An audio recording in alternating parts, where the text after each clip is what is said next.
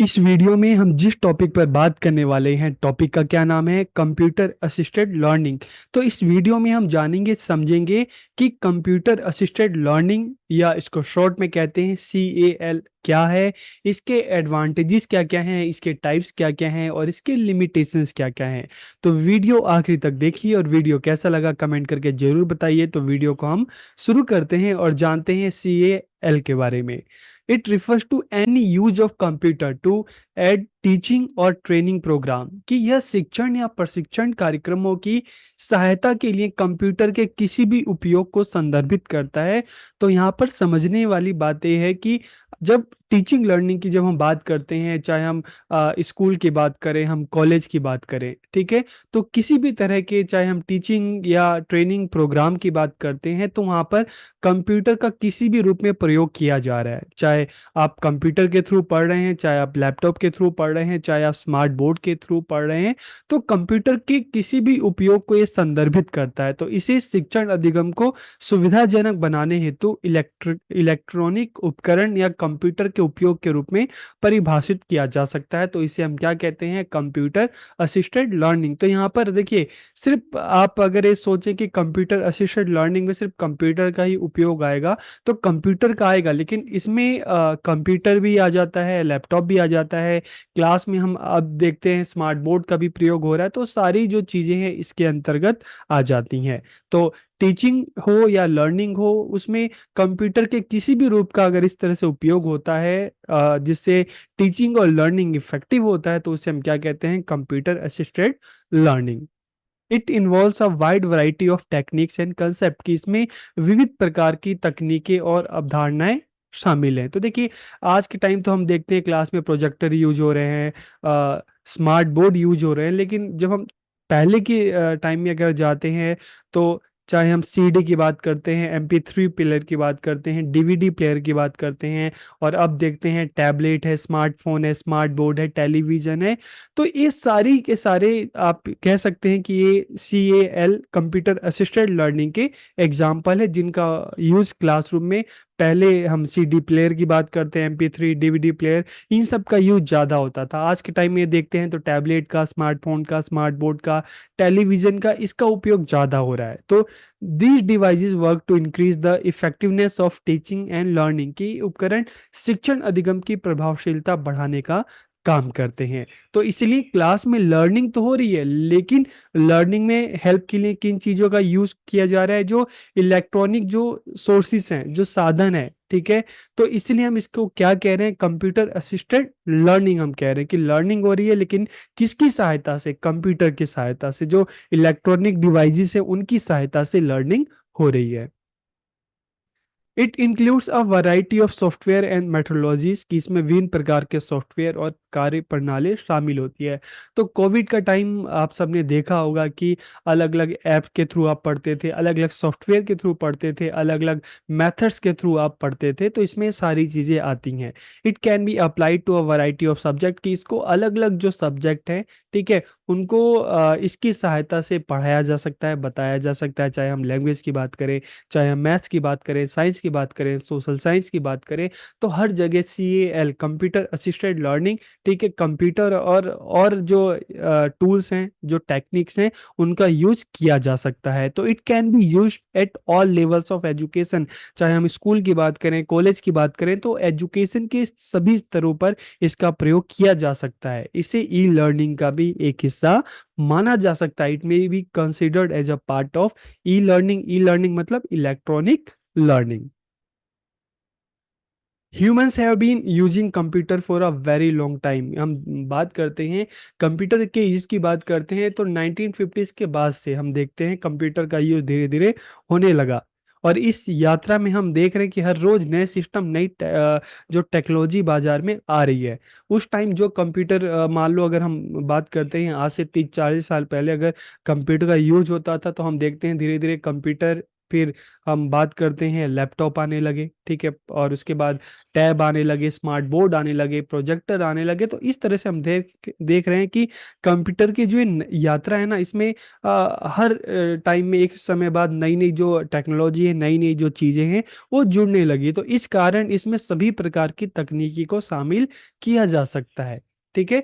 तो इसलिए आप के मन में क्वेश्चन आ रहा होगा कि जब कंप्यूटर असिस्टेड लर्निंग है तो इसमें स्मार्ट बोर्ड कहाँ से आ गया, टैब कहाँ से आ गया। तो देखिए स्टार्टिंग में तो कंप्यूटर असिस्टेड लर्निंग, ठीक है, कंप्यूटर का यूज हो रहा था, लेकिन जैसे जैसे इसकी जर्नी आगे बढ़ी तो हम देख रहे हैं टीचिंग लर्निंग में और भी जो चीज़ें हैं, चाहे हम टैबलेट्स की बात करें, स्मार्ट बोर्ड की बात करें, टेलीविजन की बात करें, ये सारे जुड़ने लगे। तो इस सारे जो कंप्यूटर असिस्टेड लर्निंग का ही एक पार्ट बनने लगे। तो इस कारण इसमें सभी प्रकार की तकनीक को शामिल किया जा सकता है, जहां सीखने की प्रक्रिया का समर्थन करने के लिए प्रौद्योगिकी का उपयोग किया जाता है, where technology is use to support and the learning process. अब अगर हम इसके कैरेक्टरिस्टिक्स की बात करें, एडवांटेजेस की बात करें, या हम इसके बेनिफिट्स की बात करें, या आप इसको फंक्शन भी कह सकते हैं, तो ये सारे के सारे पॉइंट्स जो हैं, ठीक है, एक कॉमन पॉइंट्स है जिसके आंसर अगर हम बात करते हैं तो ये कठिन विषयों को आसानी से याद करने में मदद कर सकता है। तो देखिए हम बात करें कि क्लास में अगर हम टेक्नोलॉजी की हेल्प लेते हैं, कंप्यूटर या उससे संबंधित उपकरणों की हेल्प लेते हैं, चाहे हम टेलीविजन की बात करें, हम टैब की बात करें, हम प्रोजेक्टर की बात करें, हम स्मार्ट बोर्ड की बात करें, तो इससे क्या होगा, इससे टीचर को पढ़ाना आसान होगा और बच्चों के लिए पढ़ना और सीखना आसान होगा। इससे अवधारणा को बेहतर ढंग से समझाने में मदद मिलती है कि इससे टीचर क्या है, चाहे वो मैथ पढ़ा रहा हो, चाहे साइंस पढ़ा रहा हो, चाहे सोशल साइंस पढ़ा रहा हो, चाहे लैंग्वेज पढ़ा रहा हो, तो टेक्नोलॉजी की हेल्प से जो पढ़ा रहा है उस कंसेप्ट को अच्छे तरीके से वीडियो के माध्यम से, फोटो के माध्यम से अच्छे से समझा सकता है और बच्चे भी अच्छे से समझ सकते हैं। तो इससे क्या फायदा होगा, लर्निंग बोरिंग नहीं होगी, बल्कि क्या होगी, enjoyable and effective teaching. Learning काफी इफेक्टिव होगी और बच्चे खुशी खुशी चीजों को सीखेंगे। और इसका बेनिफिट एक और है, बेनिफिट एक और क्या है, इससे सेल्फ लर्निंग को बढ़ावा मिलता है। सेल्फ लर्निंग मतलब जहां पर अब बच्चे को पूरी तरीके से टीचर पर निर्भर रहने की जरूरत नहीं, बच्चा जो है टेक्नोलॉजी का यूज करके वो घर बैठे बैठे सीख सकता है। अगर मान लो कोई क्लास मिस हो गई तो उससे रिलेटेड वीडियो है, जो कंटेंट है, बच्चा अपने मोबाइल में, अपने कंप्यूटर में, अपने लैपटॉप में भी देखकर चीज़ों को जान सकता है, चीज़ों को सीख सकता है। तो हम स्टूडेंट की बात करें, शिक्षार्थियों को स्वयं से सीखने के लिए विभिन्न विकल्प उपलब्ध होते हैं। It involve student in the teaching learning process. तो इससे क्या है कि बच्चा जो है, देखिए यहाँ पर जो बच्चा जो है उसका जो रोल होता है टीचिंग लर्निंग में, इफेक्टिव रोल होता है, बच्चा काफी एक्टिव होता है, लर्निंग बोरिंग नहीं होती। तो यहाँ पे टीचिंग लर्निंग में बच्चे की भी पूरी भागीदारी होती है, पूरी इंगेजमेंट होती है। तो यह शिक्षण अधिगम प्रक्रिया में विद्यार्थियों को भी शामिल करता है। It allows learners to learn at their own pace, कि यह विद्यार्थियों को अपनी गति से सीखने की अनुमति देता है। तो देखिए आप सब यूट्यूब पे देख रहे हैं, ठीक है, अलग अलग जो माध्यम है उनकी सहायता से पढ़ रहे हैं, तो इसका बेनिफिट क्या होता है भाई, जिसकी जिस तरह से कोई सुनकर सीखता है, कोई देख कर सीखता है, तो यहाँ पर तो ऑडियो जो है मटेरियल भी हैं, वीडियो मटेरियल भी हैं, तो सारी चीजें हैं। तो ये बच्चों को अपने हिसाब से, अपने पेस से सीखने की अनुमति देता है। इससे विद्यार्थियों को स्व निर्देशित अधिगम के अवसर मिलते हैं, ठीक है। It provide student with opportunity for self directed learning, कि बच्चा खुद की मतलब एफर्ट से, अपने प्रयासों से सीख रहा है, क्योंकि किससे हेल्प हो रही है बच्चे की, टेक्नोलॉजी है जो है, बच्चा उसकी हेल्प से चीज़ों को सीख रहा है। आप चाहे एक पीपीटी की बात करें, कोई वीडियो लेक्चर है, बच्चा उसको बार बार देखेगा और जब तक उसको समझ में नहीं आएगा तब तक सीख सकता है। लेकिन ट्रेडिशनल क्लासरूम में हम देखते थे कि आज टीचर अगर आज की क्लास में कुछ पढ़ा रहा है, क्लास खत्म, अगर बच्चा नहीं आया तो फिर उसको कहीं ना कहीं जो टॉपिक है उससे दूर हो जाता था, बच्चा वो ठीक से समझ नहीं पाता था, फिर बच्चे को रट्टा लगाना पड़ता था। लेकिन जब हम कंप्यूटर असिस्टेड लर्निंग की जब हम बात करते हैं, ठीक है, लर्निंग की बात करें टेक्नोलॉजी की हेल्प से, तो उसके चाहे लेक्चर्स हैं, वीडियो हैं, बच्चा गूगल पे भी देख सकता है, यूट्यूब पे भी देख सकता है। तो इससे बच्चों को क्या है, ज़्यादा से ज़्यादा अवसर मिलते हैं। इसलिए this can make learning more personal, तो इससे सीखना अधिक व्यक्तिगत होता है। बच्चा अपने व्यक्तिगत प्रयासों से, व्यक्तिगत जो उसके एफर्ट्स है उसकी सहायता से बच्चा सीखता है। तो यहाँ पे जो लर्निंग की बात करते हैं काफ़ी पर्सनल हो जाती है। This often provides immediate feedback to learners. तो ये अक्सर शिक्षार्थियों को तत्काल प्रतिक्रिया भी प्रदान करता है। बहुत बार आपने कोविड में भी देखा होगा कि ऑनलाइन जो क्विज़िज हैं आप उसमें पार्टिसिपेट करते हैं और तुरंत आपको फीडबैक भी मिल जाता है। तो धीरे धीरे जैसे जैसे हम देख रहे हैं कि एजुकेशन में टेक्नोलॉजी की इन्वॉल्वमेंट बढ़ती जा रही है, तो जो आपकी जो रिजल्ट हैं, आप अलग अलग कॉम्पिटिटिव एग्जाम्स भी देते हैं तो वहाँ पे भी देखते हैं कि आपको जल्दी से जल्दी आपका रिजल्ट आपको मिल जाता है। तो this the achievement level of student increases, विद्यार्थियों की उपलब्धि के स्तर में वृद्धि होती है। और जब हम बात करते हैं जो स्पेशल चाइल्ड की बात करते हैं, दिव्यांग बच्चों की बात करते हैं, तो चाहे हम ऑडियो एड्स की बात करें, चाहे हम वीडियो की बात करें, ऑडियो वीडियो की बात करें, तो अलग अलग जब हम टेक्नोलॉजी की हेल्प से पढ़ाते हैं तो जो दिव्यांग बच्चे हैं उनके लिए भी सीखना काफ़ी आसान हो जाता है। और this promotes the development of digital literacy skill. तो देखिए, जब हम कंप्यूटर असिस्टेड लर्निंग की बात करें ना, हम टेक्नोलॉजी के माध्यम से सीखने की बात करें, जिसमें चाहे हम टेलीविज़न की बात करें, हम डिजिटल बोर्ड की बात करें, हम टैब की बात करें, हम कंप्यूटर की बात करें, हम लैपटॉप की बात करें, तो इससे क्या होता है, सीखने वाला जो लर्नर है आपको भी डिजिटल लिटरेसी जो टेक्नोलॉजी है उससे आप अवेयर होने लगते हैं। ठीक है, उसके बारे में आपको धीरे धीरे पता चलने लगता है, उसका यूज आप धीरे धीरे करने लगते हैं। तो इससे क्या होता है कि जो डिजिटल लिटरेसी है, ठीक है, जो ये टेक्नोलॉजी है, इसकी जो नॉलेज है, अवेयरनेस है, आपको धीरे धीरे होने लगती है। लिमिटेशंस की अगर हम बात करें तो देखिए इसकी लिमिटेशंस क्या है। दिस में limit opportunity for verbal communication, यह मौखिक संचार के अवसरों तक सीमित हो सकती है। जिसमें hinder the development of communicative language skill को, इससे संवादात्मक भाषा कौशल के विकास में भी बाधा उत्पन्न हो सकती है। क्योंकि आपने देखा होगा कि ऑनलाइन अगर हम क्लासेस की बात करते हैं तो ऑनलाइन क्लासेस में भी हम देखते थे कि जो मेन रोल टीचर का होता था, कम्युनिकेशन इतना ज़्यादा नहीं हो पाता था। एक ऑफलाइन क्लास में जितनी अच्छी कम्युनिकेशन हो सकती है, ऑनलाइन माध्यम के थ्रू जब हम टीचिंग लर्निंग होती है तो वहाँ पर कहीं ना कहीं हम देखते हैं कि उतनी अच्छी नहीं हो पाती कंपेयर करें अगर हम ऑफलाइन क्लासेस की। तो और एक और इसका हम कह सकते हैं लिमिटेशन है कि धीरे धीरे आप, एक टाइम ऐसा था कि बच्चा जो है सारी नॉलेज अपने माइंड में स्टोर करके लगता था, लेकिन धीरे धीरे अब टेक्नोलॉजी पे बच्चा निर्भर होता जा रहा है, तो एक नेगेटिव असर क्या हो रहा है कि अब माइंड में जो चीज़ें हैं, जो नॉलेज है, बिल्कुल कम हो गई है। हर चीज़ के लिए अगर कोई भी इंफॉर्मेशन चाहिए होती है तो तुरंत मोबाइल को ओपन किया, ठीक है, लैपटॉप को ओपन किया, गूगल पे सर्च किया, चीज़ें आ गई। तो यहाँ पर क्या है कि बच्चा धीरे धीरे टेक्नोलॉजी पर निर्भर हो रहा है। मान लो टेक्नोलॉजी नहीं है तो फिर बच्चा सीखेगा कैसे। तो यहाँ पर जो हम बात करें ना कि बच्चे का जो खुद का जो एफर्ट है, कहीं ना कहीं वो चीज़ें कम हो रही है, कहीं ना कहीं जो मेमोरी जो है वो पावर धीरे धीरे कम इससे हो रही है। और एक और जो है काफ़ी महंगी होती है। ठीक है, हम इलेक्ट्रॉनिक जो भी साधन की बात करें, कंप्यूटर की बात करें, लैपटॉप की बात करें, तो ये सारी जो टेक्नोलॉजी है काफ़ी महंगी होती है और हर किसी के पहुंच में भी नहीं होती। और लास्ट में इसके अगर हम टाइप्स की बात करते हैं तो देखिए ट्यूटोरियल, गेमिफाइड लर्निंग, डेमोन्स्ट्रेशन और प्रैक्टिस। तो एक एक करके हम बात करते हैं। तो देखिए, जब हम कंप्यूटर असिस्टेड लर्निंग की बात करें ना, तो आजकल हम देखते हैं, चाहे हम टेक्नोलॉजी को देखते हैं ना, तो उसने टीचर की जगह ले ली है। आप घर बैठे बैठे अपने फ़ोन के थ्रू, आप अपने लैपटॉप के थ्रू आप आराम से चीज़ों को सीख सकते हैं, चीज़ों को जान सकते हैं।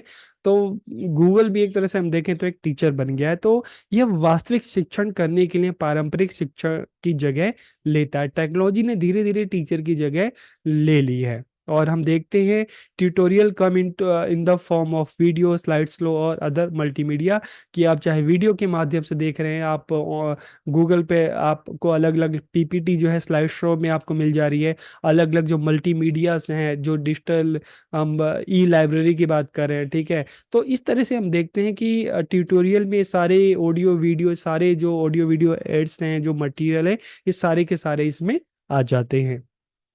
फिर गेमिफाइड लर्निंग का मतलब है कि गेम को लर्निंग में मतलब धीरे धीरे हम देखते हैं कि आजकल लर्निंग को इंटरेस्टिंग बनाने के लिए गेम और लर्निंग दोनों को आपस में जोड़ दिया गया है। लर्निंग भी होती है कि हाँ, बच्चों को अलग अलग उनके मनपसंद के जो है बच्चों को क्विज दे दिए जाते हैं, ठीक है। बच्चों को अलग अलग जो सब्जेक्ट हैं वो गेम के थ्रू बच्चों को पढ़ाए जाते हैं, सिखाए जाते हैं, खिलाए जाते हैं।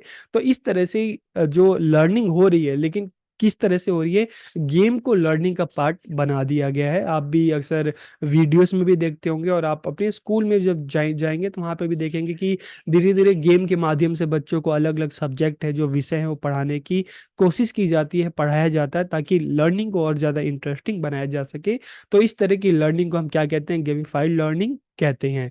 तो इट इन्वॉल्व्स इंटरेक्टिव गेम्स, की इसमें इंटरेक्टिव गेम्स शामिल होते हैं, जहाँ पर बच्चों को पूरा अवसर मिलता है, पूरा मौका मिलता है खुद से करना, खुद से सीखना, एक दूसरे के साथ मिलकर सीखना। तो यह शिक्षार्थियों को नई अवधारणाओं को समझने के साथ साथ नए स्तरों पर भी ले जाते हैं, ताकि बच्चों की लर्निंग है और इफेक्टिव हो सके। फिर डेमोस्ट्रेशंस की भी हम बात करते हैं, प्रदर्शन की भी बात करते हैं, जहाँ पे टीचर कोई भी अवधारणा है, कोई भी कंसेप्ट है, बच्चों के सामने क्लास में उसको प्रदर्शित करके बच्चों को दिखाता है, बच्चों को समझाता है। और जब हम कंप्यूटर असिस्टेड लर्निंग की बात करें तो थ्रू इमेजेस, थ्रू वीडियोस, तो यह इंद्रियों को आकर्षित करके अवधारणाओं को चित्रित करते हैं, ताकि बच्चा चीजों को देखकर, चीजों को सुनकर अच्छे से सीख सके, अच्छे से जान सके। तो वे एक गहन शिक्षण वातावरण बनाने के लिए दृश्य और सर्वर इनपुट शामिल करते हैं। चाहे हम इनपुट की बात करें, हम चाहे वीडियो की बात करें, चाहे हम इमेज की बात करें, हम चित्र की बात करें, हम ऑडियो की बात करें, तो इनके माध्यम से जो कंसेप्ट है बच्चों को दिखाकर सुनाकर समझाया जाता है, बताया जाता है। और लास्ट में हम देखते हैं प्रैक्टिस। तो इसमें महारत और भाषा सीखने को प्रोत्साहित करने के लिए अभ्यासों को दोहराना शामिल है। तो इस तरह से हम देखते हैं, आप ऑनलाइन भी देखोगे, आपके सब्जेक्ट से रिलेटेड आपको काफ़ी सारे आपको ऐप्स मिल जाएंगे, जहाँ पे आप प्रैक्टिस कर सकते हैं, क्वेश्चंस की प्रैक्टिस कर सकते हैं। तो it involves repeating exercise to encourage mastery and language learning. यह शिक्षार्थियों को पारंपरिक फ्लैश कार्ड के साथ साथ सीखने में मदद करने के लिए कार्य और प्रश्नोत्तरी का भी उपयोग करता है। तो आप अपने सब्जेक्ट से रिलेटेड आप देख सकते हैं, आप ऑनलाइन देख सकते हैं, गूगल पे भी देख सकते हैं, वहाँ पे आपको काफ़ी सारे इस तरह के क्विजेस आपको मिल जाएंगे, काफ़ी सारे क्वेश्चंस आपको मिल जाएंगे, जहाँ पे आप अपने सब्जेक्ट की अच्छे से प्रैक्टिस कर सकते हैं। तो इस तरह से हम देखते हैं कि कंप्यूटर असिस्टेड लर्निंग की जो हम बात करते हैं, तो देखिए धीरे धीरे जो टेक्नोलॉजी है टीचर की जगह लेने की पूरी कोशिश कर रही है, और काफी हद तक सफल भी हो रही है। लेकिन इसका फायदा आप सबके लिए ये है कि आपको अब अपनी लर्निंग के लिए, सीखने के लिए आपको दूसरों पर निर्भर नहीं रहना पड़ रहा। आप टेक्नोलॉजी की हेल्प से घर बैठे बैठे चीजों को सीख रहे हैं, चीजों को जान रहे हैं। तो इसका एक काफी आप कह सकते हो कि अच्छा फायदा हो रहा है कि लर्निंग आपकी अपनी पर्सनलाइज लर्निंग हो रही है। तो वीडियो आपको कैसा लगा कमेंट करके जरूर बताइएगा। आप सबका बहुत बहुत धन्यवाद।